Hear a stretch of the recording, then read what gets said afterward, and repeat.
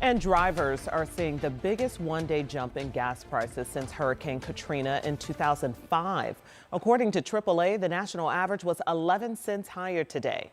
The average price of gas is now $3.11 a gallon, and the spike follows Iran's retaliatory attacks targeting oil infrastructure and several oil-rich U.S. allies in the region.